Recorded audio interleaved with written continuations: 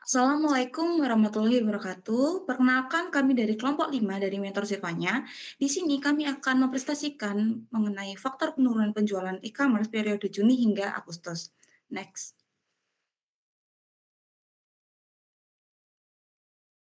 Nah, di sini saya sendiri, Yeti Raferani, dan teman-teman saya ini ada Muhammad Fajri Maulana Syahrullah, Hamidah Azara, dan Muhammad Alfiansyah. Nah, di sini saya akan memaparkan tentang data overview yang kami telah analisis. Di sini ada 6 poin dari data overview. Yang pertama mengenai penjualan bulanan.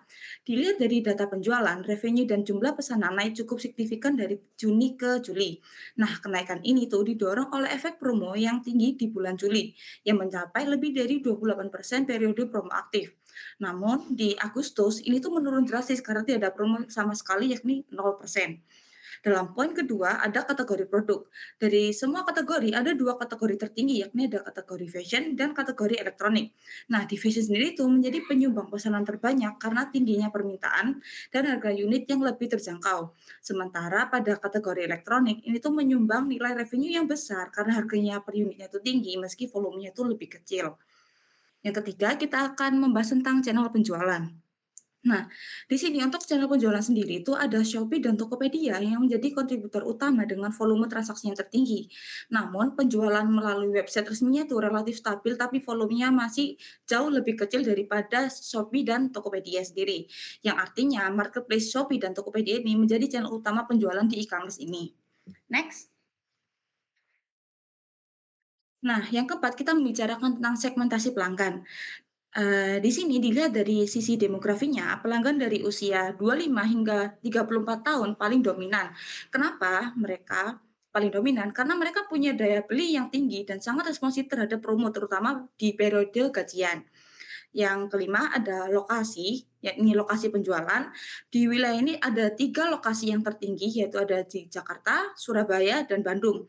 Nah, ketiga kota ini tuh menyumbang kontribusi penjualan tertinggi karena didukung oleh faktor akses logistik yang cepat, kepadatan penduduk, dan tingginya penetrasi digital di kota-kota ini.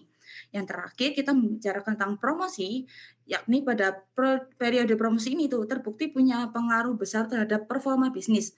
Dan selama promo ini aktif, revenue ini meningkat antara 30 hingga 60% dibanding periode normal. Jadi bisa disimpulkan bahwa strategi promosi dan penentuan waktu pelaksananya punya dampak langsung terhadap performa penjualan bulanan. Nah, untuk materi selanjutnya akan dilanjutkan oleh teman saya.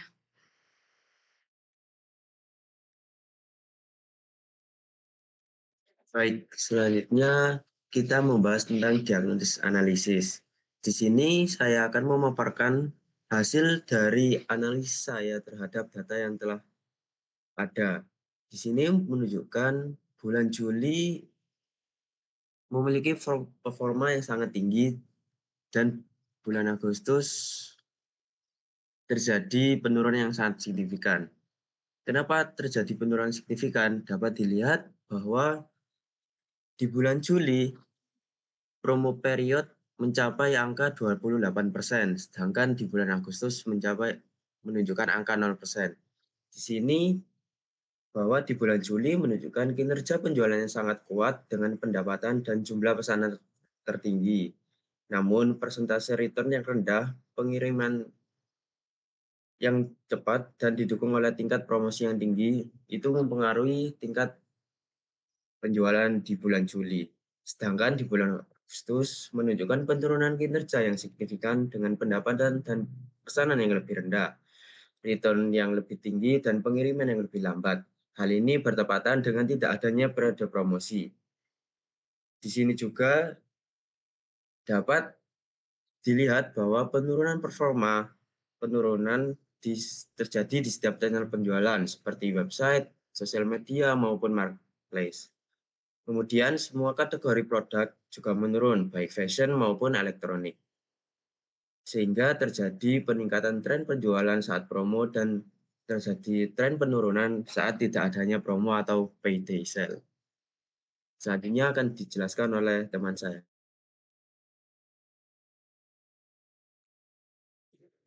Selanjutnya bagian business implication dan insight. Kembali ke masalah utama, yaitu penurunan penjualan pada bulan Agustus 2025 terjadi karena tidak adanya periode promo dan kinerja operasional yang menurun. Terlihat dari meningkatnya angka return dan delivery delay. Akibatnya, banyak pelanggan yang tidak melakukan pembelian ulang karena pengalaman belanja yang kurang baik. Untuk key insight-nya sendiri, aktivitas promo memiliki pengaruh besar terhadap peningkatan penjualan dan traffic pelanggan. Yang kedua, ketika promo ditiadakan, terjadi penurunan penjualan yang signifikan. Ketiga, tingginya angka retur dan keterlambatan pengiriman berdampak langsung pada kepuasan serta loyalitas pelanggan. Dan yang terakhir, stabilitas penjualan sangat bergantung pada konsistensi promo dan efisiensi operasional. Next. Selanjutnya, business implication. Yang pertama itu menjaga konsistensi promo untuk mempertahankan minat beli. Penjualan meningkat signifikan saat promo dan menurun ketika promo ditiadakan. Perusahaan perlu membuat kalender promo rutin seperti payday sale atau seasonal sale agar traffic dan penjualan tetap stabil. Yang kedua, melakukan evaluasi operasional untuk menekan keterlambatan dan retur. Peningkatan delivery delay dan retur menandakan masalah pada logistik dan kontrol kualitas. Diperlukan evaluasi sistem gudang, kinerja vendor, serta penerapan pelacakan pengiriman yang lebih transparan. Dan yang terakhir ada memperkuat koordinasi antara tim marketing dan operasional. Kolaborasi yang baik diperlukan agar jadwal promo sesuai dengan kapasitas pengiriman. Perencanaan terpadu membantu memastikan stok, tenaga kerja, dan logistik siap sebelum promo berlangsung. Selanjutnya bisa dilanjutkan oleh teman saya. Baik, untuk selanjutnya yaitu conclusion and key message, yang dimana perjalanan penjualan e-commerce periode Juli hingga Agustus ini menunjukkan adanya satu hal penting yaitu promosi. Yang dimana promosi ini bisa menjadi sebuah kunci, sekaligus juga bisa menjadi sebuah titik lemah. Nah, di saat adanya promo besar pada bulan Juli, penjualan menjadi menjolak tinggi. Namun, ketika periode promo berhenti pada bulan Agustus, angka penjualan pun langsung ikut menurun, serta adanya masalah retur dan pengiriman barang yang makin lambat. Nah, penurunan penjualan bukan hanya tentang tidak adanya promo, melainkan juga tentang bagaimana pengalaman belanja pelanggan. Jikalau pengalaman belanja tersebut menurun, maka loyalitas pelanggan pun perlahan akan hilang. Maka dari itu, perusahaan perlu menjaga keseimbangan antara strategi promo dan kualitas operasional agar bisa bertahan serta dapat menjaga loyalitas pelanggan agar tidak hilang. Promo menarik bisa memikat pelanggan, tapi pengalaman belanja yang konsisten dapat membuat mereka tetap tinggal. Next. Sekian yang dapat kami sampaikan, kurang lebihnya mohon maaf. Terima kasih. Wassalamualaikum warahmatullahi wabarakatuh.